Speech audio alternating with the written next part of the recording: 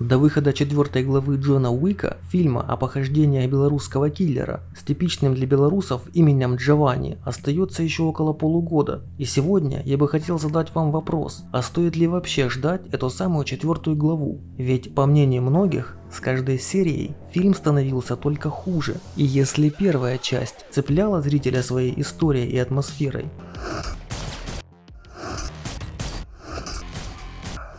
то все последующие превратились просто в конвейер для зарабатывания денег. Ведь неплохо срубив бабла, у продюсеров явно в голове появилась мысль – франшиза. И потянется сиквел за сиквелом. И, собственно говоря, потянулась. Но сегодня я хотел бы вспомнить именно первый фильм, который не только вернул интерес публики к боевикам, но также вернул на голливудский Олимп Киану Ривза, карьера которого катилась явно куда-то не туда. Изначально от Джона Уика никто особо ничего не ожидал, что, впрочем, и неудивительно, ведь сценарий к фильму написал Дерек Колстад, ответственный за такие всем нам хорошо известные хиты, как «Узник» 2012 с Дольфом Лундгреном и Кьюбой Гудингом-младшим, вышедшим сразу на видео,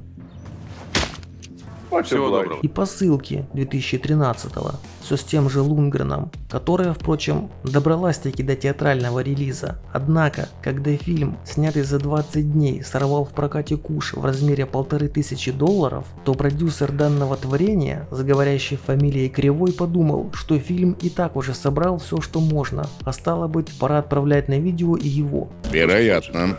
Неизвестно, как бы дальше складывалась карьера Дерека Колстада и вообще, во что бы вылилась вся франшиза про Джона Уика, если бы ее сценарий не попал в руки Киану Ривза, наличие которого в фильме изначально вовсе не предполагалось. Более того, изначально данное кинополотно вообще носило название «Презрение», хотя персонаж Джона Уика в нем все же был. Сценарист назвал его так в честь своего 88-летнего деда, и версия того Уика была немногим младше, ему было 75, и на киллерской пенсии до всем известных событий он находился уже 25 лет. Поэтому и в роли этой он видел либо Клинта Иствуда, либо Харрисона Форда. И именно такой сценарий оказался в руках у будущего продюсера картины Безила Иванника. И не сказать, что он был против позвать в проект одного из знатных голливудских пенсионеров. Но как их в него затащить, понятия он не имел ни малейшего. Вали из моего кабинета. И тут, очень кстати, к нему пришел агент Киану Ривза с вопросом, есть ли для его клиента сценарий какого-нибудь боевичка, а так как никакого более подходящего боевичка, чем «Презрение» у Иванника не было, то вручил он агенту Ривза именно его сценарий. Сам Киану в ту пору переживал далеко не лучшие времена в своей карьере. В 2013-м, за год до выхода Джона Уика, он с треском провалился с блокбастером «47 Ронинов». В 2012-м влез вообще непонятно во что, под названием «Трое в Нью-Йорке». Высрала! Высерла! Высрала!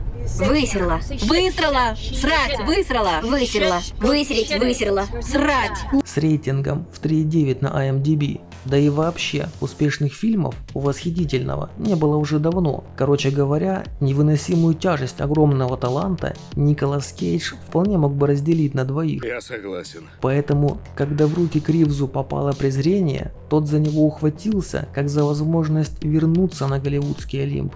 Тем более сам скрипт его крайне заинтересовал. Он позвонил его сценаристу Дереку Колстаду и пригласил того к себе домой, чтобы обсудить персонажа Джона Уика, ведь быть на экране 75-летним стариком актера явно не прельщало. И, как впоследствии рассказывал сам Колстад, Ривз сказал ему, что хочет видеть Уика 35-летним, хотя самому Киану на тот момент было уже 49. Вообще, сценарист впоследствии приезжал к нему каждые выходные на протяжении 2 месяцев, так как Ривз хотел проработать своего персонажа вместе с ним, изменив его характер под себя. Какой там изначально был характер у Джона Уика, сказать сложно, но фраза Я слишком стар для этого дерьма. скорее всего, слетала с его уст неоднократно. Как бы там ни было, а на проработке только лишь персонажа Киану не остановился. Это именно он пригласил в проект для постановки трюков каскадеров Чада Стахельски и Дэвида Литча, которые занимались постановкой боевых сцен в трилогии «Матрица», а Стахельски, к тому же, был там еще и его дублером. И именно им фильм обязан всей его экшен-составляющей, тем, что выделяют его на фоне других картин, выходивших на подобную тематику. Боевые сцены здесь поставлены просто превосходно. Нет никакой трясущейся камеры, как будто у оператора болезнь Паркинсона или он только что вышел из запоя. Вы просто посмотрите на сцену из фильма «Заложница».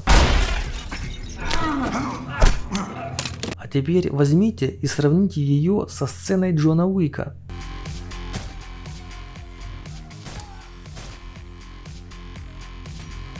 Ощущение такое, будто бы «Заложницу» монтировал я, и возможно, я в ней еще и оператором поработал. И это при том, что фильм с Лиамом Нисоном стоил в 2 раза дороже. В Джонни Уике длинные планы, минимум монтажных склеек. Правда, отчасти это произошло еще и потому, что у фильма был крайне ограниченный бюджет, и у его режиссеров попросту не было денег на дополнительные камеры, чтобы можно было осуществлять съемку с разных ракурсов. Из-за отсутствия финансов в фильме также не была задействована и большая массовка, поэтому первый же убитый Ривзом плохиш тут же должен был воскреснуть, пробежать позади камеры и вернуться в кадр, чтобы выхватить от него еще раз. А для того, чтобы Ривз мог всем как следует прописывать, Лич со Стахельски придумали для него новый гибридный боевой стиль ганфу, смесь дзюдо и джиу-джитсу. Меня научат джиу-джитсу. И 49-летнему Киану пришлось изрядно попотеть, чтобы в кадре все боевые сцены выглядели достоверно. Актер 4 месяца по 5 дней в неделю занимался изучением дзюдо, джиу-джитсу, оттачивал вместе с каскадерами хореографию поединков, изучал экстремальное вождение. Вообще 90% всех трюков в фильме Ривз исполнил лично. Кроме боевого ганфу, парочка Лича и Стахельски постоянно привносила в фильм что-то новое, и в итоге допривносилось до того, что их назначили на пост главными режиссерами. И в целом фильм обязан своей популярностью им ничуть не меньше, чем самому Киану Ривзу, ведь именно они придумали всю визуальную составляющую часть фильма, исполнив его в стилистике нео-нуара, и по словам продюсера картины Безила Иванника, придали глубины второстепенным персонажам, так как изначально они были слишком простыми. Я бы не сказал, что персонажи в Джонни Уике получились архисложными, но каждый из них точно получился запоминающимся, и во многом это произошло благодаря грамотному подбору актеров. Так Уильям Дефо прекрасно смотрится в роли, пожалуй, самого близкого друга Джона Уика по опасному бизнесу Маркуса. Иэн Макшейн также блестяще отыгрывает Уинстона, хозяина отеля «Континенталь». Черт возьми, да даже Микаэль Нюквест в роли Вига Тарасова, несмотря на всю его карикатурность, и то смотрится отлично. Именно стиль в первую очередь и выделяет этот фильм на фоне боевиков последних лет 10. В свое время это был как глоток свежего воздуха в умирающем жанре. Это своеобразная дань боевикам 90-х. Правда, Джон Уик, в отличие от персонажей тех фильмов, еще и перезаряжает оружие.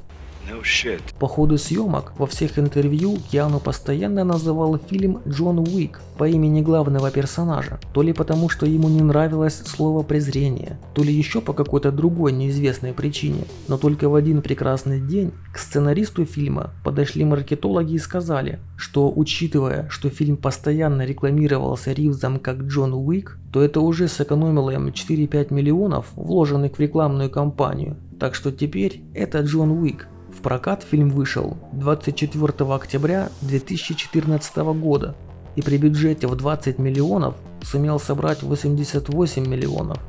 И помимо довольно неплохой кассы, он получил еще и довольно хорошую критику. Так, на Rotten Tomatoes оценка у Джона Уика 86 баллов, на том же IMDb 7,4. И что особенно интересно, Киану Ривз выхватил номинацию на «Золотую малину», только не как худший актер, что с ним происходило довольно часто, а как актер, восстановивший свою репутацию.